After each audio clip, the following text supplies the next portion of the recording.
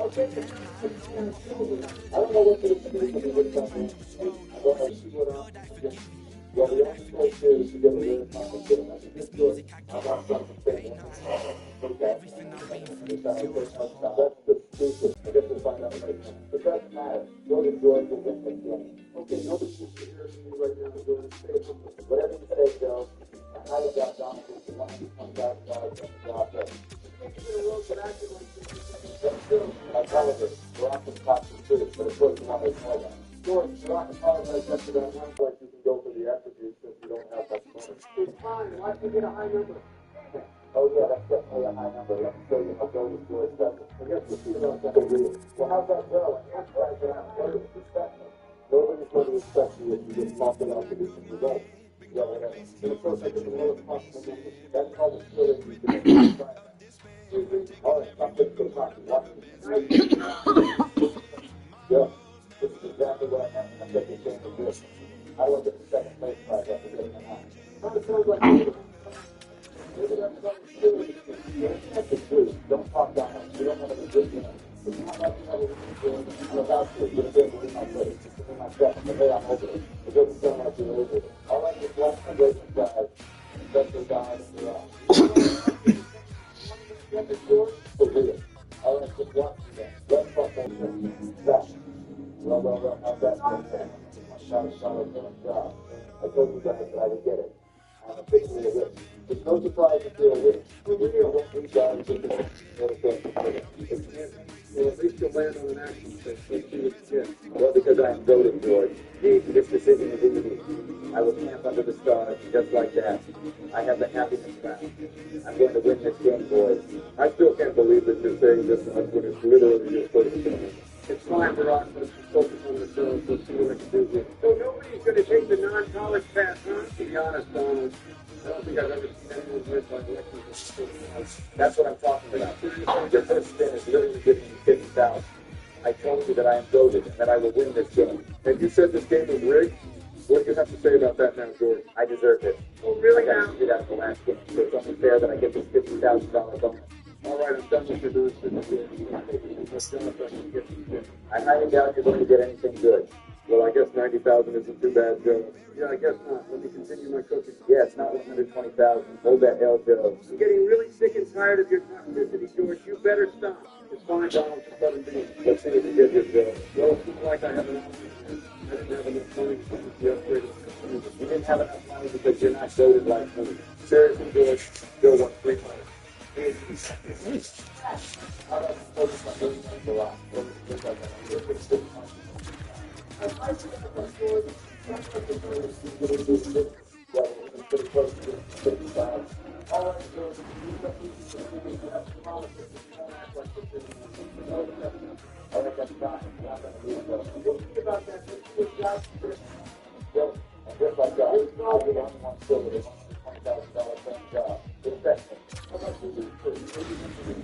You know what?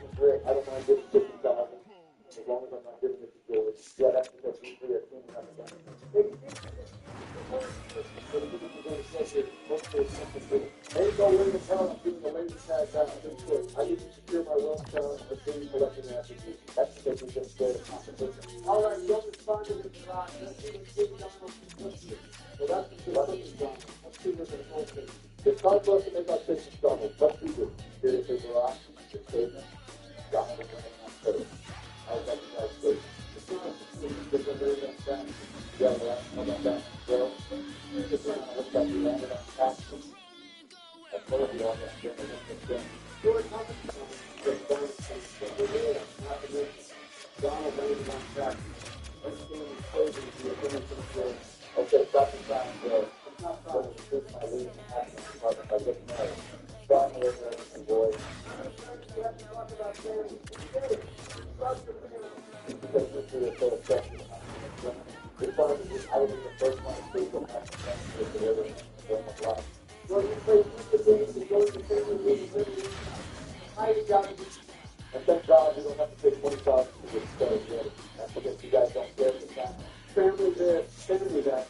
Family this, family that. You love your family. You want to marry your family. What?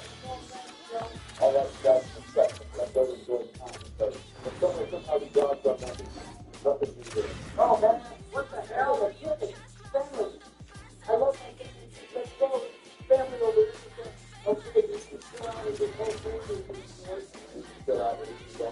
down.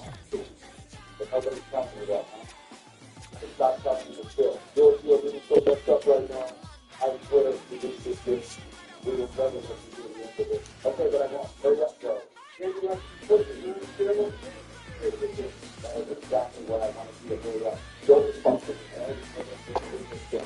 So don't waste my time by going slow. Let's go to Joe.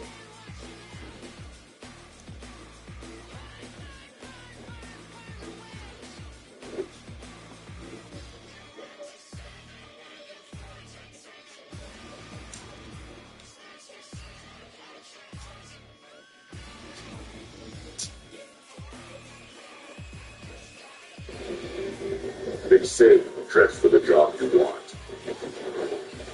Well, we have some jobs for you. Now get up to $9,000 in rebates on eligible 2024 F-150 models. 2 different routines on stock covered laundry. One will be sanitized. Wait, what? Adding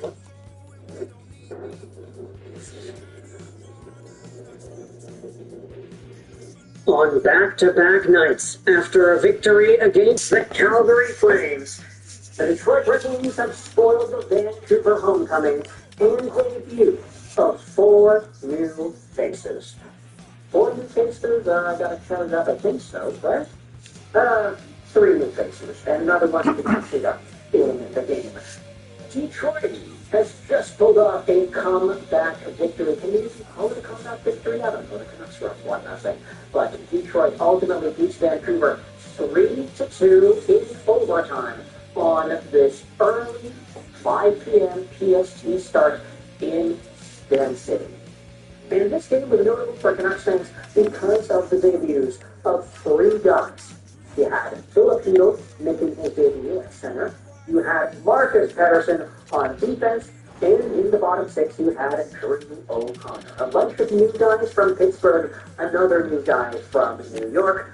While Victor Mancini did find himself on the main Vancouver Canucks roster, he did not end up playing today. Instead, Rick Tocchet decided to go with Noah Juulsen, much to the dismay of many Canucks fans. Kind of ridiculous that Noah Juulsen was in. Not only was Mancini out in this game, but Carson Soucy was also out too. I don't want to disrespect Elias Pettersson, the guy who's scoring assists, but Soucy was not playing. Derek Forbort, Noah Juulsen, and Elias Pettersson were. No disrespect to DP, but it's interesting how Rick Tocchet views the deployment of these guys. Like, I know Soucy has had a very inconsistent season. His ups have been pretty good, his downs have been terrible. Definitely isn't the same calming, sustaining presence he was last year. But still, Forbort, DP, and Juulsen in instead of Soucy. But look, there's some sort of an analogy to playing Soucy on the right, isn't there? Anyways, I don't want it to seem like Soucy's presence in or out of the Canucks lineup is one of the biggest reasons why the game went the way it did. I just thought it was interesting how the hierarchy of bottom pairing, middle pairing defenseman goes on this hockey team. But the Vancouver Canucks were making headlines with their new guys here. And on a night where Casey Miller in New York scored himself yet another 2 points. That guy's got 4 points in 2 games with the Dark Star New York Rangers. It's ridiculous how good he is looking with NYR. He could have done that with Vancouver, man. Maybe he is going to be a 100-point center again. Who really knows? But tonight was an opportunity for Vancouver's new guys to respond and to prove their worth. And for the most part, disregarding the score of the game, disregarding the extra opportunities that were there that were fans on or that were fumbled, I felt that the new guys played very well. Philip Hill, he plays with speed. He's got dangles. He's got an ability to hold on to the puck and cut in through the dust of the ice there. I've seen a lot of people on social media memeing about how Rick Tocchet is going to coach that skill out of him, but we'll see if that actually does happen. We'll see if Rick Tocchet ends up eliminating the capacity for creativity that a guy like Hill is able to execute. Rangers fans are already talking about this too, how this guy has his handles, he's got skill, he's got speed, he's got to tie everything up 2-2 to show off that worth to the Vancouver crowd. Drew O'Connor, fresh out of Pittsburgh, also a guy that I love to watch. He plays his pace, he plays with determination. He's almost like that keeper Sherwood-esque build, although a lot less physically inclined. than keeper Sherwood is. Drew O'Connor played 14 minutes today, and he had himself a block. No shots, but he did pucks in deep and found himself in the board battle, so obviously there's value to be had there. He's a lot cheaper than Denton Heine, too, so as long as the Canucks are able to re-sign this guy, he should be a meaningful addition to that bottom six. And then you had Marcus Pettersson, who played a very calm, steady game. He did what he did in Pittsburgh, just suffocated opposition play, played pucks up, and was able to suppress opportunities. Elias Pettersson, the defender, was also really strong in this game. This Corsi was off the charts. The amount of opportunities that Vancouver Canucks had versus the chances that Detroit had whilst Elias Pettersson was on the ice. This kid might not need to come out of the lineup anytime soon. Maybe this is why he was playing and Carson Soucy was not. Lots of good quality play out of top Vancouver Canucks acquisitions from the past 2 days here. But ultimately it's not enough, and as Detroit ends up winning the game 3-2 in overtime. Let's go over each of the goals here. First goal was scored by none other than P.S. Suter. It was Elias Pettersson, DP, who ends up throwing the puck towards the goal from the blue line, and Suter is right there in front of the goal to tip it down and by Alex Lyon. They had to review this one for a high stick. No high stick was called on the play, and it is a 1-0 game for Vancouver. However, shortly after, the Red Wings get a rush. A shot made by the Filipino ends up going behind the goal and ricochets out to the far boards. Garland gives it away, and the Red Wings have a rush. It's Alex to break it. He comes in, he shoots, he scores. Cuts across the grain and shoots an opposite side on Kevin Lankinen. He cut right, the shot went left. Beautiful play there. Alex to break it with his 22nd goal of the year. In the second period, you had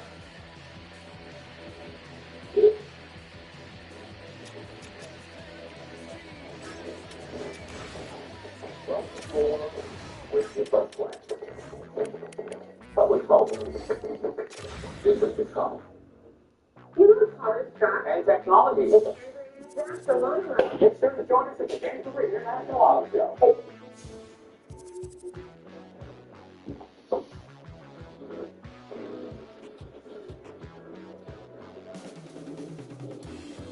So I didn't think that this would be a name we would ever make a video about. But off the heels of our Vancouver and Ottawa update yesterday, I think it's only appropriate to go out there and explore some of the hottest Ottawa stories. And in particular today, we had ourselves a roster move that many Sens fans have responded to, some in a melancholic way, others in a sort of angry way, but everybody is looking at this move and looking at this player and acknowledging just how he might have saved the season. This show is brought to you by ExpressVPN. Go out there and check out Express if you want to save some money on your VPN. Get some free months and you support this new show in the process. But earlier this afternoon, the Ottawa Senators on their Sens Communications Twitter account tweeted out that goaltender Levi Merrilainen has been loaned to the Belleville Senators. And you can see this tweet here has almost 100,000 views.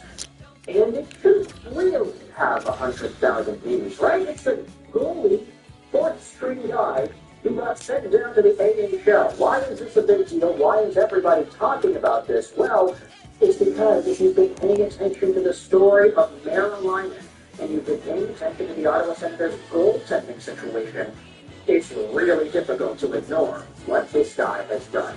Merrilainen is a 22-year-old rookie goaltender, 6'3", 185, catching guy who was signed on for the end of this season on his ELC. He was drafted by the Senators in the 71st overall spot in the 2020 NHL draft. He was a third-round draft pick that unfortunately did not have any scouting reports nor scouting projections in that 2019-20 season. He was a guy playing out of the Carpot junior team, both in its U18 and U20 capacity, where the league is so obscure, you don't even have goals against average numbers in his draft-eligible year. You just have the save percentage. He had a 9.2 save percentage in 19 games with the U18 team, and an 8 in 16 games with the junior team. Merrilainen then, after getting drafted, spent some more time in Finland. He went over to the OHL in the Houston Frontenac system, where he had an 8.91 save percentage in 53 games played. Still had a winning record though, 31-16-5. He made the playoffs, and he was a goaltender for Team Finland at the World Juniors. Carolina did not really showcase anything too significant in the Ontario Hockey League back then as a 19-year-old goalie. The seasons after, you saw Carolina bounce up and down between the Carpod and the Liga, and the Ottawa Senators in the NHL, and the Belleville Senators in the AHL. Last season, too, he didn't even get himself a cup of coffee with the Ottawa Senators. He had 24 games with the Belleville Sens in the 23-24 year, and he had 13 games with the Allen Americans in the ECHL. This was a guy who, for all intents and purposes, was just a prospect goalie who didn't really showcase anything significant, especially when you think about the Ottawa Senators and their goaltending situation. Hey, Jonas Korpisalo kind of sucks. Van Sogard isn't really playing. Anton Forsberg isn't really holding his own either. Kevin Mandolese was on the team for a portion as well last season. And so the Ottawa Senators were in a really difficult spot with their goaltending last year. This season, the problem was supposed to be addressed with the addition of Linus Ullmark. You had Anton Forsberg, who would start to slowly bounce back. I mean, Forsberg has had a few shutouts here and there this season, but his save percentage is an .893, which is only slightly better than what he had accomplished last year. But when you think about the goaltending battle in Ottawa, you think about how Linus Ullmark got put on the shelf for a back injury, and you think about how this Sens team has needed guys to step up, with Anton Forsberg also missing some time. Enter in the first period and getting removed and then coming back in the third periods and everything. It was a total disaster for the Sens at certain points throughout November and December. But in the midst of all of that, you had 11 Carolina step in here and post up 3 shutouts in 12 games played. 925 save percentage, 219 goals against in 12 games. He was 8-3-1, and yesterday, Levi Carolina had himself yet another shutout, a 6-0 victory against the Minnesota Wild. Now, hey, I get the Minnesota Wild are not as strong as they have been in the past. They're missing Kirill Kaprizov, they're getting guys slowly coming back, and the team has been up and down the past little while here. But Levi Carolina, you think about the stint that he has been on. I mean, in late December, early January, the guy gets forced to play in the National Hockey League. He posts up one good game, a 9.68 save percentage, 3-1 win against Minnesota. Had a few stinkers in the other ones there. Still getting some wins against Vancouver, for example, but he has an 840 save percentage in that game. Then in the middle of January, Carolina starts 5 games in a row for the Ottawa Senators.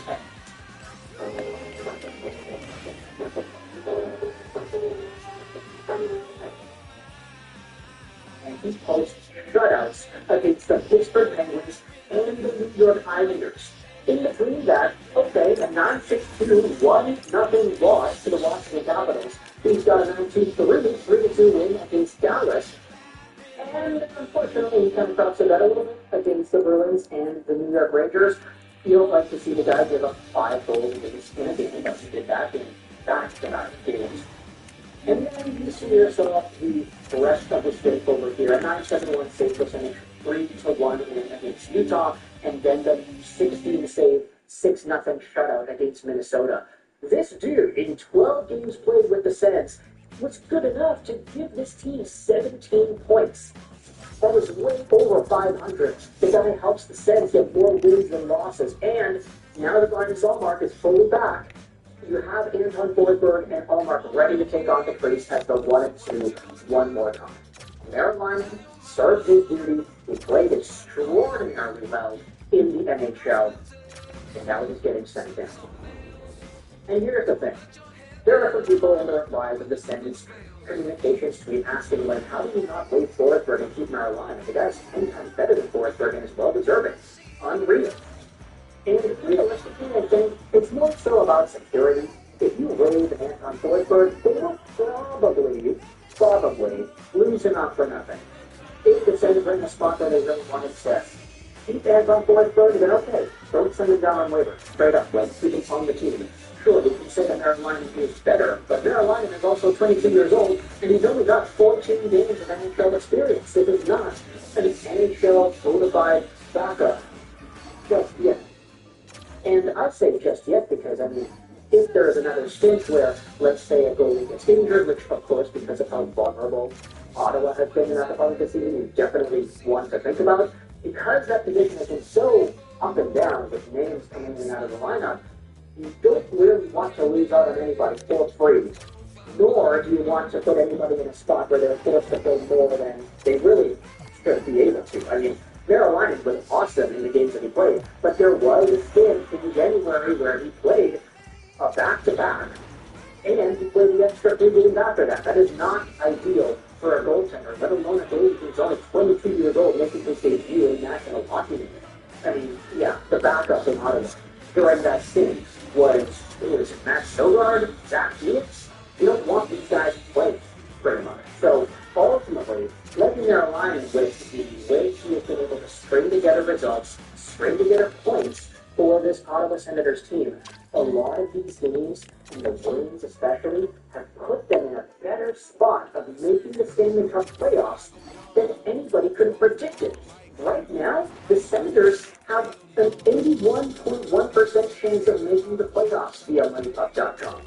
That's higher than the Tampa Bay freaking Lightning. It's higher than the reigning President's Trophy winning Rangers. It's higher than the Bruins. The Ottawa Senators have really put themselves into this playoff race, and Levy Carolina is a guy that I think you should say thank you to if you're looking for the main reasons why. So, let me know your thoughts in the comment section below on Carolina and the ways he has played for Ottawa this season. What are your thoughts on the team sending him back down, loading him to Belleville? I mean, it's a load, right? It's not like he's totally going to be there for the rest of the season, right? I don't know. Maybe there's a trade. Maybe somebody gets sent down with waivers. But for now, the guy's down there. The NHL that he will go there without any consequences. And I want you to know your thoughts in the comments about his play in the National Hockey League. I hope you enjoy it. It's the Casual 79.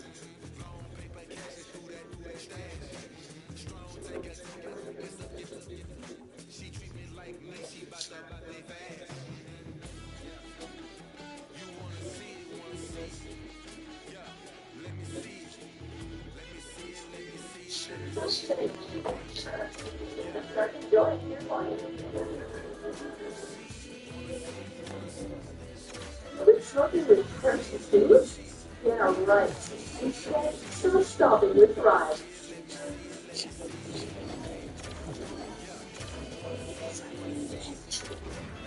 So we're going to do a little bit of an interesting thing here. Yes, this is technically a Montreal Canadiens trade update, but it's a little bit of a different kind of trade update.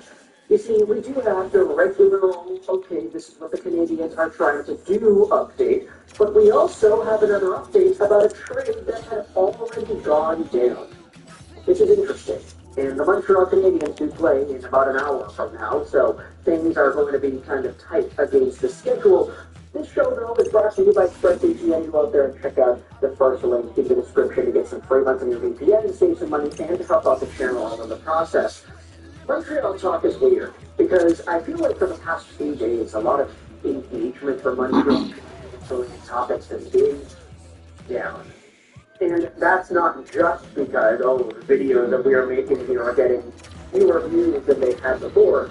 I acknowledge that the topics that we're talking about aren't necessarily as hot as some of the other topics we have been bringing up earlier, but that's just it.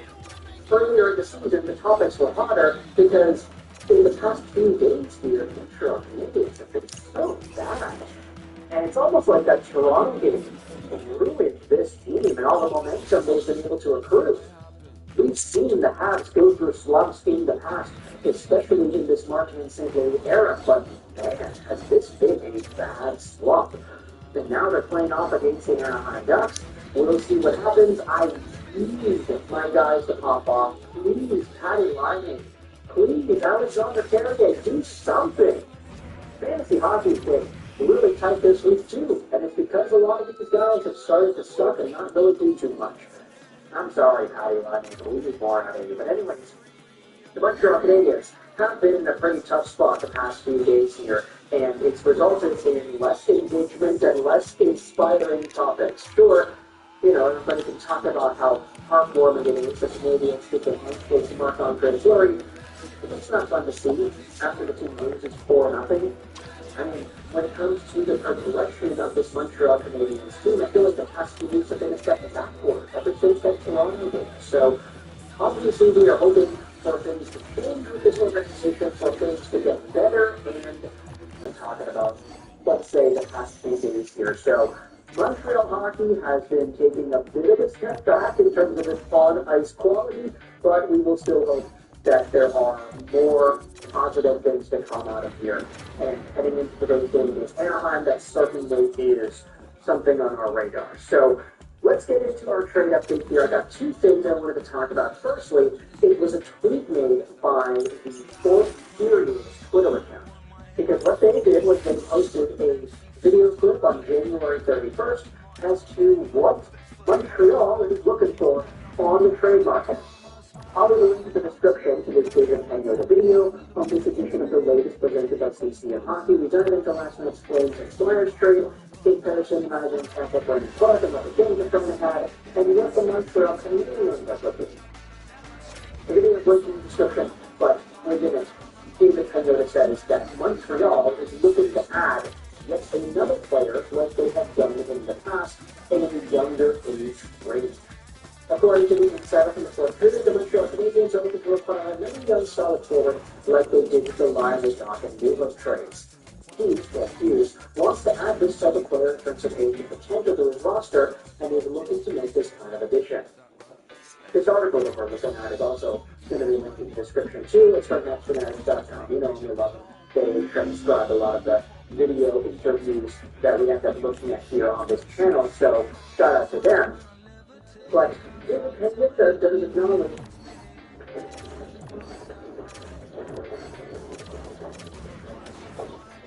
the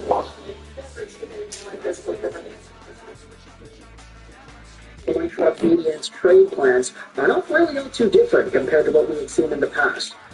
Alex Newhook, Patrick Laine, these guys are in that age range that the Montreal Canadiens have been targeting the past little while here.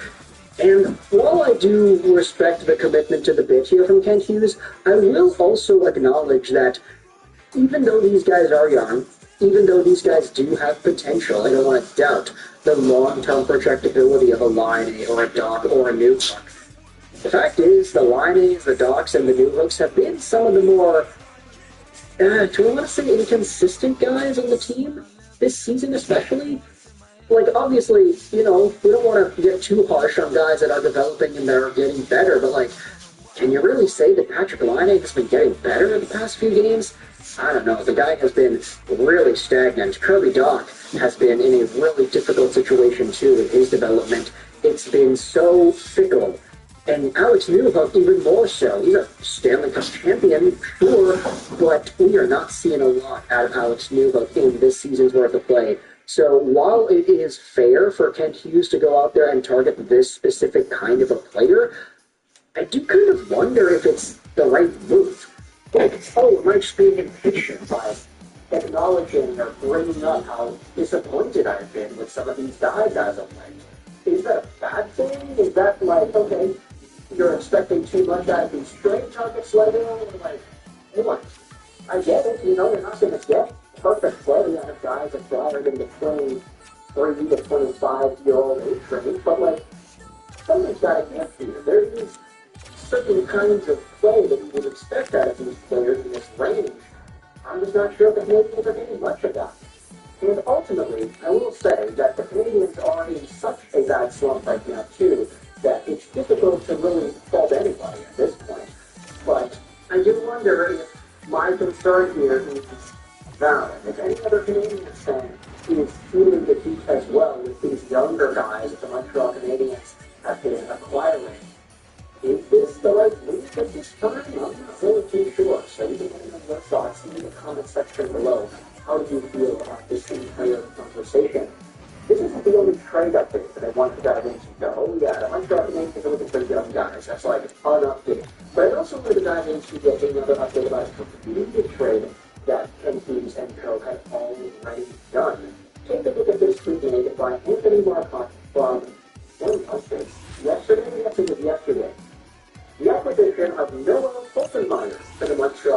Canadiens has a very similar impact to that Alexander Carrier trade at the top level.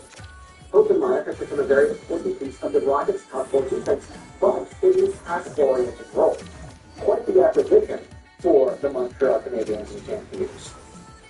And if you didn't see it, we did make a video about the Noel Openmeyer trade, which definitely did, get a lot of people asking, okay, what the hell is this about? Like, who's this dude? The Montreal Canadiens ended up getting themselves a very solid depth defenseman at the NHL level.